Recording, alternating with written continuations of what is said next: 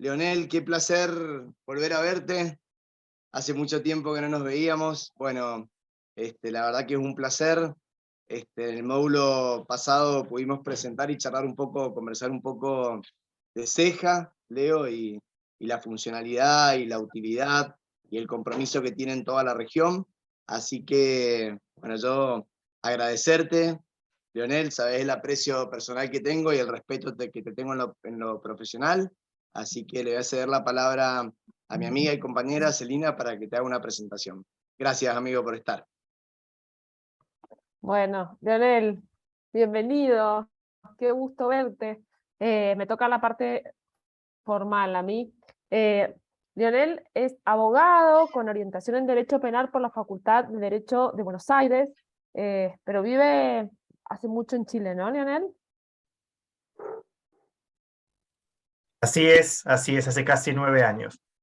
Bueno, sigamos. Diplomado latinoamericano sobre reforma procesal penal, Facultad de Derecho de la Universidad Diego Portales de Chile. Es máster en Derecho Penal y Procesal Penal de Osgood Hall Law School, Universidad de York en Canadá.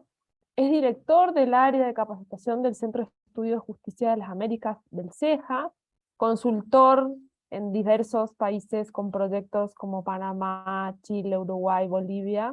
Es conferencista y docente internacional y ha escrito varios libros sobre proceso civil, justicia penal adversarial, capacitación judicial en América Latina, pensar la reforma judicial en Brasil y otros tantos ha sido coautor. Así que súper ajustado, muchas acompañar. Es tuya, la nave es tuya, diría el doctor Adar.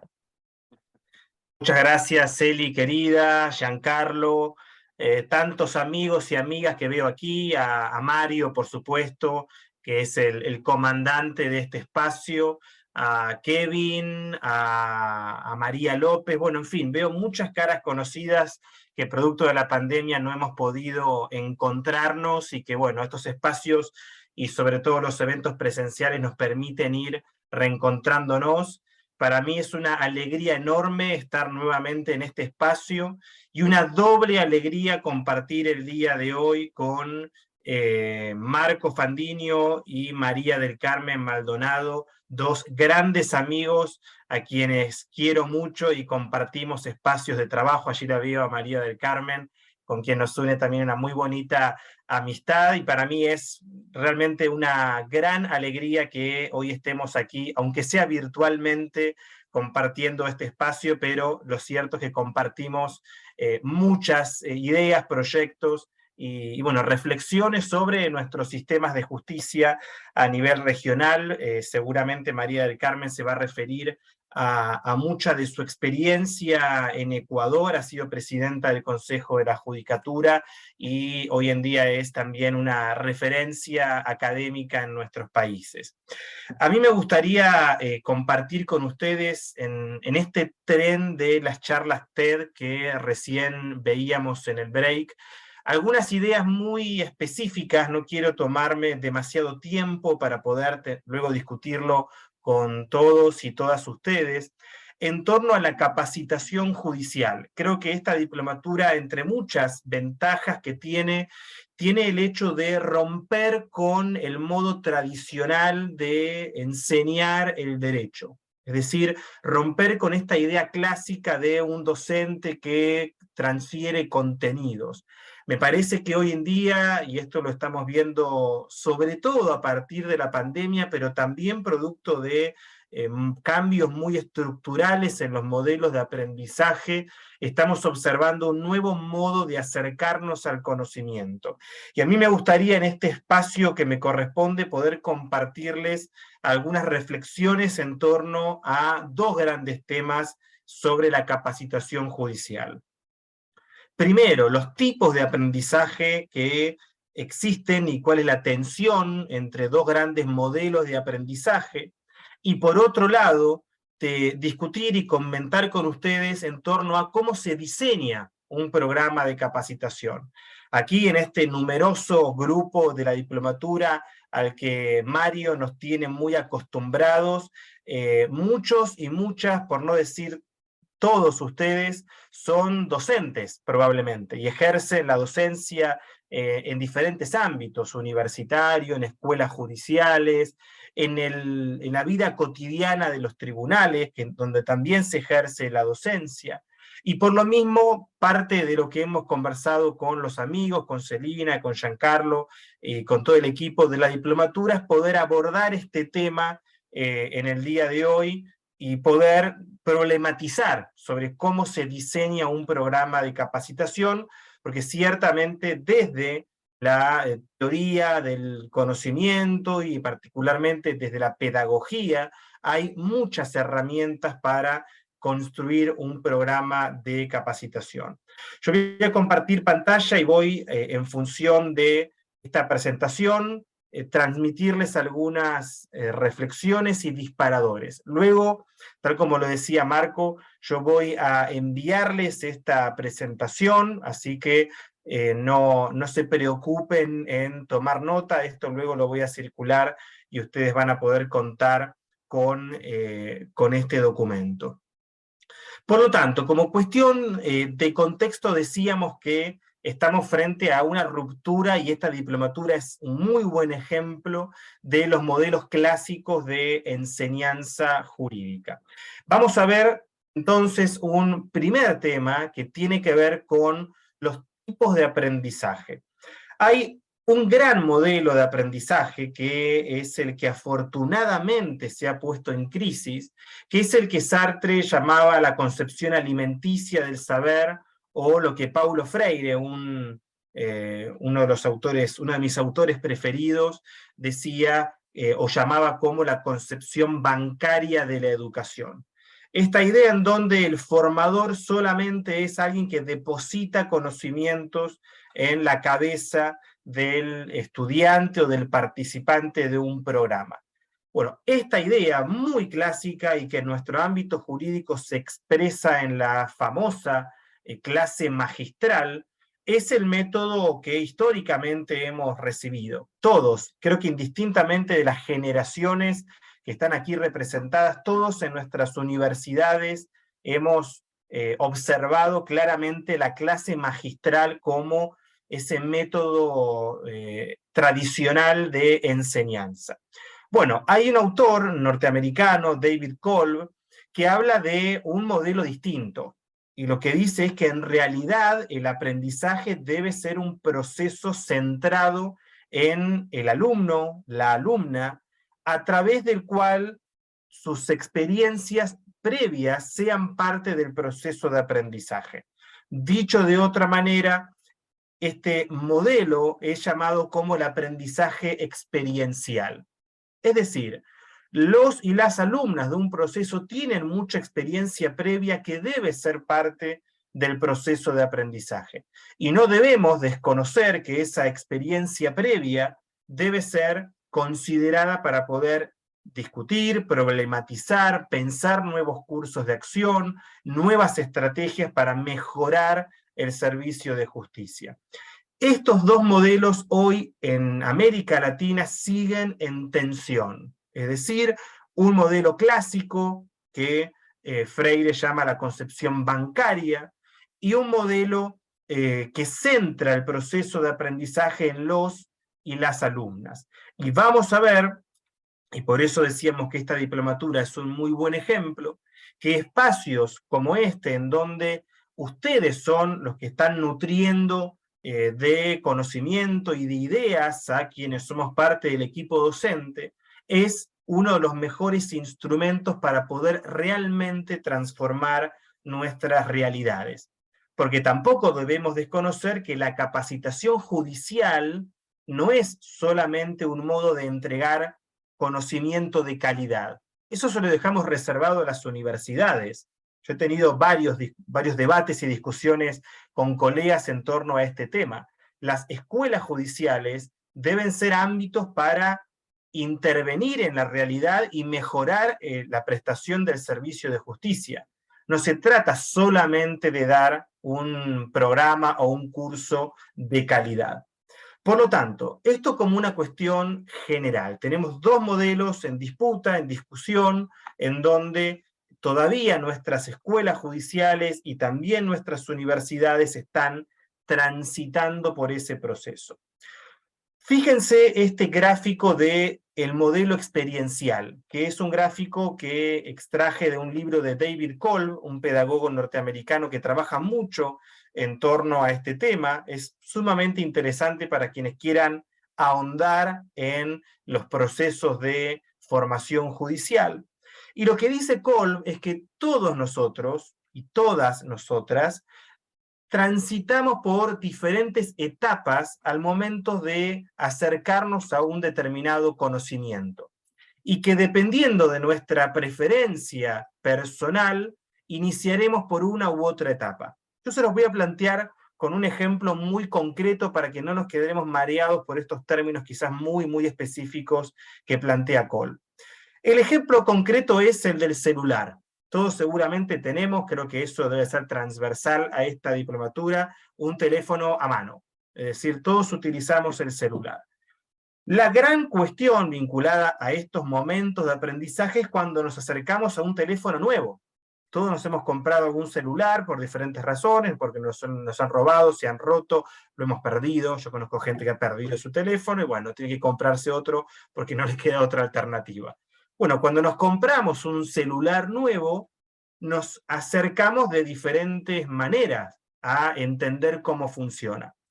Hay personas que, como mi hermano, se leen el manual de uso completo para entender las funciones. Mi hermano es de Tauro, no sé si acá habrá algún taurino, seguramente sí, tiene una paciencia envidiable y leen todo el documento, discuten.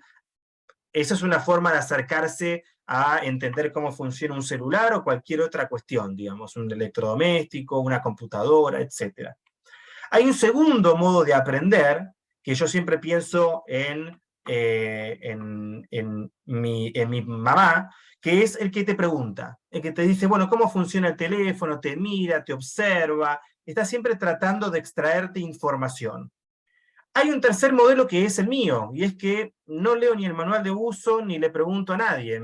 Agarro el teléfono y lo comienzo a usar directamente.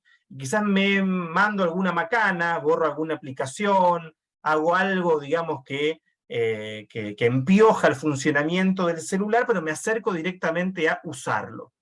Bueno, lo mismo ocurre con los procesos de aprendizaje. Tenemos diversos modos de acercarnos al conocimiento. Y voy a darles otro ejemplo, quizás mucho más palpable en nuestro ámbito jurídico. Cuando cualquiera de nosotros, porque todos hemos participado en cursos de capacitación previa, probablemente tenemos un momento en el curso que nos guste más. Un momento en ese programa de capacitación donde nos sentimos mucho más familiarizados o con más ganas de involucrarnos. Y siempre decimos que existen 4 modos de enseñar en un programa de capacitación. Primero, la lectura de un texto. Hay personas que les gusta más leer un texto previo a una clase. Segundo, las personas que les gusta discutir con sus colegas o con otros participantes del curso, que por lo mismo cuando se generan instancias de trabajo en pequeños grupos, se involucran y ven un momento para intervenir. Hay personas que se interesan más o aprenden mejor escuchando una gran conferencia magistral. Y cuarto, hay personas que aprenden mejor sobre algo viendo una experiencia concreta. Por ejemplo, si quiero trabajar sobre el rol del juez en una audiencia, mostrando un video o yendo a una sala de audiencias a ver cómo ese juez conduce la audiencia. Bueno, estos 4 modos de aprender son modos que siempre debiesen estar presentes en los programas, porque efectivamente hay diferentes modos de acercarnos al conocimiento. Ahí estoy viendo el chat muy gracioso, veo que también hay varias formas de acercarse a... Uno dice gachi, pachi, bueno, sí, yo el otro día me encontré con alguien que tenía, como yo, Capricornio, ascendente en Capricornio, luna en Capricornio, un horror, pero bueno, existen esas coincidencias. Por lo tanto, ¿qué quiero decir con esto? Ahora, volviendo al tema central de la exposición, que tenemos todos quienes nos acercamos al conocimiento 4 modos de aprender, Y esto significa que, dependiendo la estructura de un programa de capacitación, tendremos más cercanía o lejanía con ese conocimiento que se está entregando. Y por lo tanto, quienes tenemos funciones de diseñar programas o de intervenir en este tipo de instancias, bueno, debemos considerar que si queremos llegarle a todos los participantes de un programa, debemos considerar que tienen que existir 4 modos distintos de acercarnos al conocimiento. Está bien, esto como una cuestión, digamos, de contexto sobre los modelos de aprendizaje y cómo concebir a nivel macro un programa de capacitación. Está bien, diseñar un programa de formación debiese también exigirnos transitar por diferentes pasos o momentos de creación del programa. Y quiero compartir con ustedes lo que llamamos la rueda o el proceso de desarrollo de un programa de capacitación. Esto es tan solo una propuesta.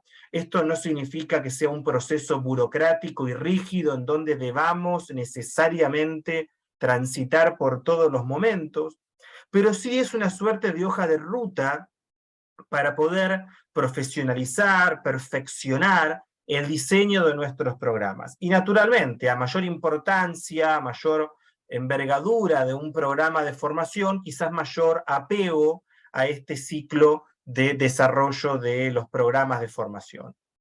El primer momento claramente es preguntarnos el propósito de este programa, es decir, ¿por qué lo estamos haciendo? Esto es algo bastante habitual, en donde a mí me ha tocado en mis casi 9 años de dirección de capacitación en CEJA, trabajar muy cercanamente con las escuelas judiciales y, por ejemplo, discutir junto con las escuelas cuando quieren diseñar o comenzar con un programa de capacitación nuevo, bueno, preguntarnos cuál es el propósito. Y aquí hay algunas preguntas y elementos que pueden considerarse. Bueno, ¿cuál es el tema que se tiene en mente? ¿Por qué este curso es necesario? ¿Qué dimensión concreta? El caso de la perspectiva de género es un ejemplo bastante habitual. Estamos todos de acuerdo en que nuestros poderes judiciales deben desandar estructuras que son históricas y que tienen que ver con la propia conformación del Poder Judicial. Ahora bien, cuando discutimos en concreto un programa sobre perspectiva de género, bueno, ¿qué dimensión concreta? ¿Qué temas? ¿A quién le estamos hablando? ¿Qué tipo de gap, digamos, de vacío queremos completar? Otros elementos, bueno, si es un tema nuevo en donde ya se ha trabajado previamente, ¿qué otros cursos se han realizado? ¿Hace cuánto tiempo? ¿Ha habido algún cambio? ¿Qué tipo de evaluación se ha hecho de ese programa? ¿Qué tipo de juicio podemos extraer respecto de un programa en particular y qué lección para el curso que estamos pensando hacia adelante? Este es el primer momento, es decir, detenernos a discutir el propósito del programa y poder desentrañar a quién le estamos hablando, si hay alguna experiencia previa y fundamentalmente qué tipo de vacío o de área en concreto quiero abordar.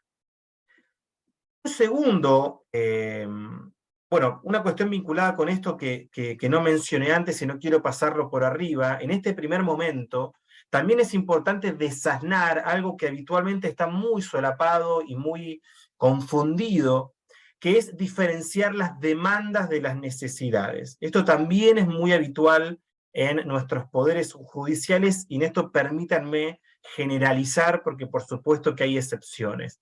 Una necesidad es algo que efectivamente requiere de la intervención de la escuela judicial porque hay una definición de política judicial en donde hay un vacío que debe completarse o una práctica que debe corregirse. Ahora, una demanda es aquello que el operador quiere aprender o que el operador no ha tenido instancia previa de conocer. Y por lo tanto, una escuela judicial, y aquí nos referimos estrictamente a las escuelas o institutos de formación judicial, debiesen ser espacios en donde se releven más bien las necesidades y no las demandas particulares de los operadores. Esto, insisto, es algo que también está en discusión en nuestra región. Así, resuelto o superado este primer momento, nos encontramos en una segunda etapa, que es la identificación de los objetivos específicos. Y aquí siempre sugerimos la SMART Rule, la regla SMART, que es SMART por sus siglas en inglés, la regla inteligente. Es decir, recorrer 5 características para la definición de los objetivos. Es decir, primero defino el propósito y luego bajo a objetivos específicos.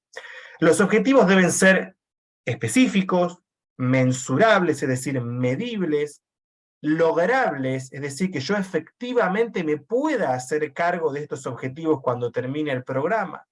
Realistas, es decir, no pretender en un programa mejorar el mundo o lograr la paz social o hacer mejores jueces. Lo que yo estoy buscando es quizás aumentar la capacidad de los jueces para la descripción de los hechos en la audiencia de formalización de la investigación de un proceso penal. Y tengo ese objetivo muy concreto. Luego esto redundará en que tengo un juez con mejores habilidades generales, pero yo estoy buscando intervenir en un área concreta. Y por último, adecuados al tiempo. Es decir, si yo tengo un curso de 5 días, debo pensar objetivos que yo pueda realmente abordar en este tiempo.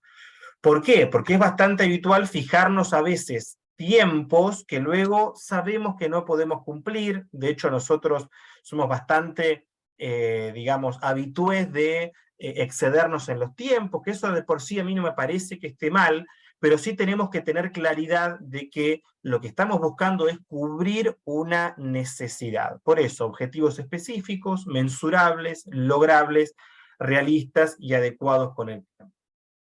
Una vez que identifico los objetivos, luego voy a ver los contenidos. Esto es algo que debiese ser una consecuencia del objetivo. No pensar el contenido y luego el objetivo. ¿Por qué? Porque cuando pienso en el objetivo, luego avanzo a ver qué contenido satisface cada uno de estos objetivos. Puede ocurrir que deba pensar en contenidos por cada objetivo, o que haya un solapamiento y que un contenido se pueda trabajar con más de un objetivo a la vez. Y esto es algo también sumamente habitual. Una vez que identifico el propósito, defino mis objetivos específicos, defino muy someramente, por eso decía al principio que no es un proceso rígido, pero defino someramente mis contenidos, avanzo a definir la secuencia de actividades. Es decir, bueno, ¿cómo voy a preparar la dinámica de trabajo de este programa? Un poco lo que decíamos hace un rato atrás. Voy a tener instancias de clases magistrales, voy a tener instancias de lectura de textos, voy a tener una instancia para trabajar en pequeños grupos, voy a permitir que los y las alumnas observen una experiencia directamente y que, por ejemplo, sea más eficaz que vayan a tribunales o que vayan a la fiscalía o que vayan a un centro en particular a ver lo que yo estoy trabajando. Y ahí yo voy ya definiendo un primer programa del curso. Voy definiendo dinámicas, voy definiendo los contenidos, y lo que voy haciendo es comenzar a bajar en el tiempo que tengo determinadas dinámicas para poder hacerme cargo de esos contenidos y de esos objetivos. Yo aquí les comparto una gráfica que al menos a mí me es sumamente útil en el día a día, que lo extraje de un manual que elaboró la Red Europea de Formación Judicial, que es un manual muy práctico, luego se los puedo compartir. Yo trabajé mucho con la autora de este manual, que es Otilia Pacurari, experta de capacitación de la Comisión Europea, y en este texto lo que Otilia identifica son 6 grandes objetivos de aprendizaje, pero lo interesante es que por cada objetivo asocia metodologías posibles. Y en el manual, de hecho, que se puede encontrar en internet, no es un manual privado, es un manual que si lo escriben así como lo ven en la fuente lo van a encontrar.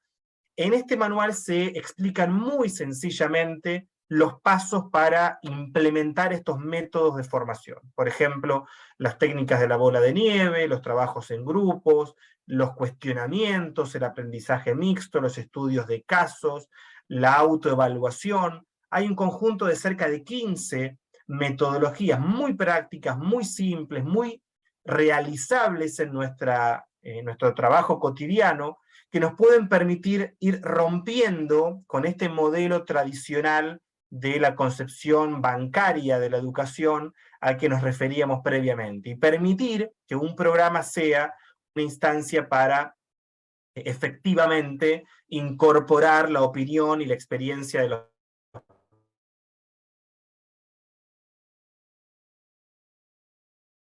asociadas.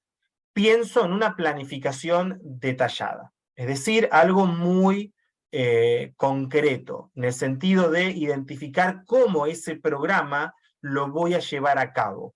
Bueno, ¿quién va a ser el responsable del programa? ¿Quién se va a hacer cargo como docente de cada uno de los módulos? Fíjense que recién ahora aparece la definición del docente.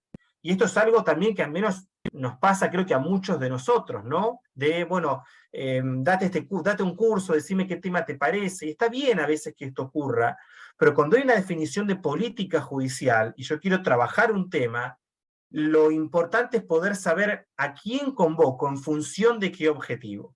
Y por lo tanto, una vez que tengo el programa, ya comienzo a hacer las bajadas concretas. ¿Qué docente? ¿Qué materiales le voy a solicitar? ¿Qué objetivo concreto le pido que vaya a cubrir? ¿Qué tipo de logística necesito? ¿Va a dar clase virtual? ¿Va a ser una clase presencial?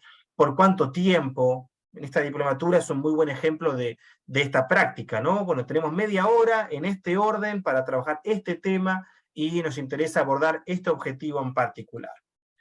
Y por último, el sexto momento, que es el de la ejecución, que es un paso bastante obvio, pero no por eso, digamos, debemos dejar de decir que cuando se ejecuta un programa hay que hacer lo que dijimos que íbamos a hacer. Es decir, si yo establezco que voy a tener media hora de exposición para cubrir este objetivo con esta metodología, yo debo hacer eso. Y no sobre el momento de decir, bueno, me quedé corto de tiempo, esto no lo hago, cambio el tema. Es decir, trabajar en función del objetivo previo, lo que me permite a mí es poder realmente hacerme cargo de lo que yo en un inicio había verificado como una, digamos, planificación concreta del programa. El séptimo momento, y ahora sí el último porque me lo había saltado al inicio, tiene que ver con algo central, que esto hace no mucho tiempo atrás lo discutíamos con Mario cuando nos encontramos en Mendoza hace algunos meses, que es la evaluación de los programas. Esto es algo que yo siempre digo, debe estar al principio, pero también al final. Es decir, al final en el sentido de que efectivamente yo evalúo el programa cuando termina, no lo puedo evaluar antes porque no se ejecutó. Pero cuando digo al inicio, lo que me estoy refiriendo es que yo ya cuando estoy diseñando el programa, yo estoy identificando lo que voy a evaluar.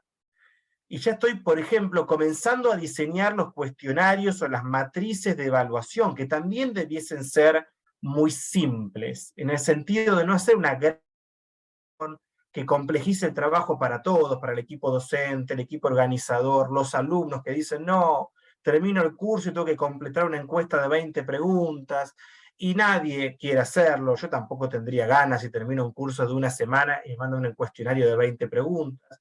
Por lo tanto, lo más interesante es poder hacer evaluaciones durante el desarrollo del programa y sobre todo pensar instancias quizás formales para hacer la evaluación. Por ejemplo, disponer un módulo si es un curso de lunes a viernes, el viernes a la mañana, en donde sin llamarlo evaluación de conocimientos, decir, bueno, es una instancia para repasar, para hacer un ejercicio de discusión sobre los temas vistos hasta ahora. Hay un autor también norteamericano, Donald Kirkpatrick, que tiene un libro muy famoso, que por allí lo tengo, que es la evaluación en 4 niveles.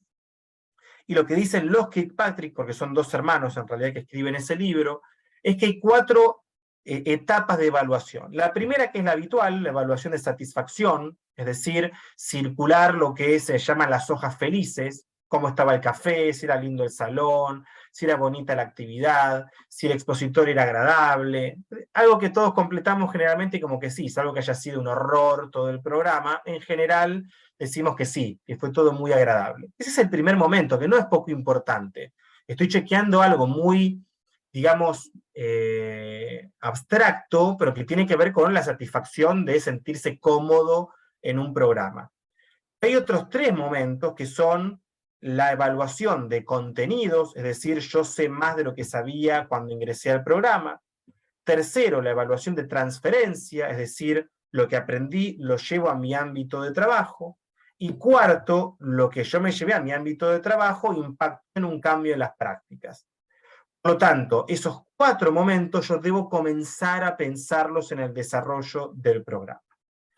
Bien, con esto voy cerrando porque quiero cumplir lo que estoy declamando, que es el tiempo y definirnos los objetivos y cumplir con lo programado. Estas son algunos disparadores, algunas ideas para ir repensando nuestros roles como capacitadores. Bueno, quedo a disposición y nuevamente muy agradecido por el cariño de siempre.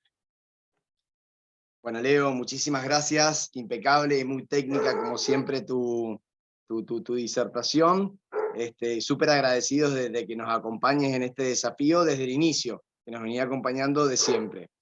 Yo te quiero hacer una pregunta que creo que puede ser útil para el resto.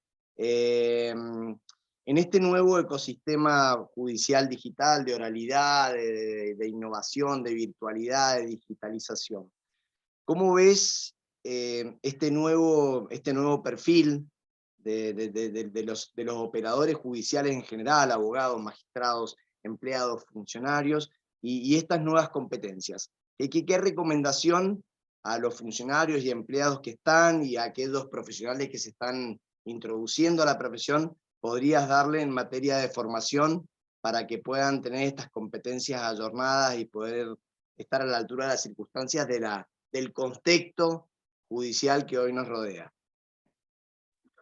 Bueno, vos tocaste un tema que es transversal en muchos países y provincias, que es el tránsito de la escrituración a la oralidad. Y claramente capacitar para un sistema u otro es muy distinto.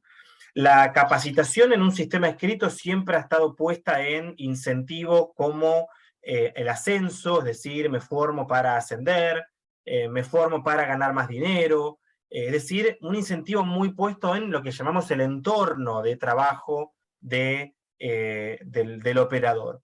Ahora, la capacitación para contextos de oralidad nos lleva a un conjunto de técnicas y de herramientas para las cuales no fuimos en general formados. Esto es, defender un caso en una audiencia, gestionar intereses, en el caso de un juez, como dice una jueza amiga mía, gestionar las expectativas de las partes.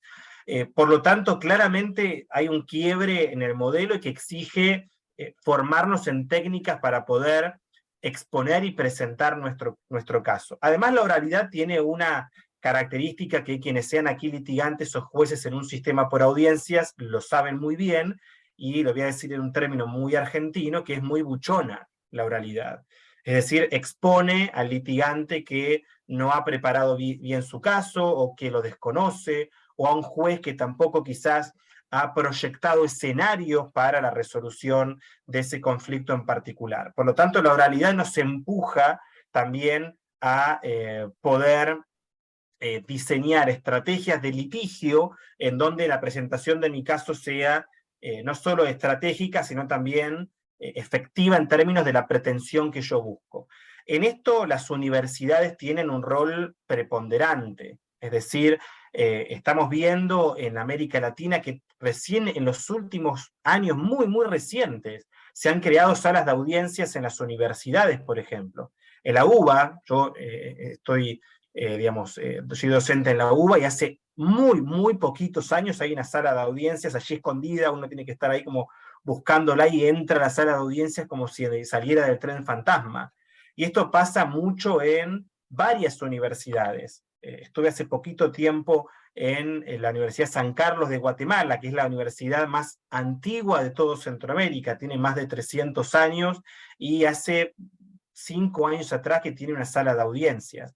Por lo tanto, esto no estoy diciéndolo como una crítica, sino como un dato de la realidad de cómo también las universidades van avanzando en ser receptivas de las técnicas que tienen que enseñar y transmitir, y que por lo tanto me parece muy saludable también pensar en puntos de contacto desde el Poder Judicial con las universidades para poder impulsar espacios para repensar la oralidad como una formación desde el comienzo de la carrera universitaria. Perfecto, Leo, clarísimo. Mirá, Leo, sé que estás muy apurado. Ahí Sabrina Calibar ha pedido, ha levantado la mano. Sabrina, ¿podés hacerlo bien preciso y conciso? Vas a ayudar a que Leonel pueda cumplir sus compromisos y nosotros también con María del Carmen. En la palabra, Vivi, ¿la podés autorizar? Ya puede hablar por eso mismo. Ahí Sí, está, ya estoy gracias. autorizada. Muy cortito. Hola, Leonel, ¿cómo estás? ¿Cómo va? Quería preguntar si hay... Estás muteada, Sabina. Hoy es el ¿Ahora día sí? de... Ahí estás. ¿Ahora sí? Ahora sí. Hola, súper rápido. Entonces, quería saber si hay alguna experiencia que nos puedas nombrar, un ejemplo institucional de capacitación por acreditación de habilidades. Hasta ahora yo lo que he visto tiene que ver con cursos de litigación, en donde sí efectivamente se trabajan habilidades, pero no institucionalizados, en donde tengamos un gestor o un efector del Poder Judicial, en donde vayamos viendo cómo va creciendo, pero acreditado por habilidades y no solamente por el titulito o el certificado. Quería saber si hay alguna experiencia que nos puedas nombrar, que podamos ir a chusmear. Gracias. Gracias, Sabrina. Es una muy buena pregunta, porque de hecho lo que tú describes es quizá lo habitual, ¿no? El hecho de acreditar horas de aprendizaje, pero no trabajar en lo cualitativo, que es, por ejemplo, un juez que concursa para el cargo, bueno, qué tipo de herramientas va adquiriendo para poder sostener que efectivamente está en condiciones. La experiencia más interesante que yo conozco sobre esto es la Academia Judicial de Chile. De hecho, llegué corriendo en la tarde, estaba trabajando con ellos y recién vengo de ahí, del centro, y me contaban, entre otras cosas, esto que están trabajando y hasta donde recuerdo lo tienen subido en su página web, así que yo se los sugiero. Hay un programa de perfeccionamiento, así se llama este programa, en donde los jueces tienen que ir acreditando horas de justamente perfeccionamiento en su función, en donde la acumulación de horas, en principio, evaluadas por la propia Academia Judicial, va generando puntos en la carrera. Esto es en lo que se está pensando, un modelo en el que yo comparto, de hecho. Para mí la carrera judicial no debiese ser una suerte de escalones o de cargos que voy superando, sino más bien un conjunto de variables en donde la antigüedad sea una variable, pero otra tenga que ver con la capacitación y una evaluación no del desempeño en audiencia, sino del trabajo en los programas. Y creo que en esto todavía tenemos mucho trabajo por delante en términos de diseñar una carrera judicial que tenga estos elementos. Ahora en Bolivia se está discutiendo, de hecho, yo estoy trabajando con el Ministerio de Justicia en un cambio en el régimen disciplinario de carrera judicial, y esto está, digamos, en la mesa como una opción posible. Pero todavía son botellas que lanzamos en el océano y que, bueno, todavía creo que nos falta mucho, así que bienvenido a este espacio también para pensar temas nuevos que nos sigan convocando.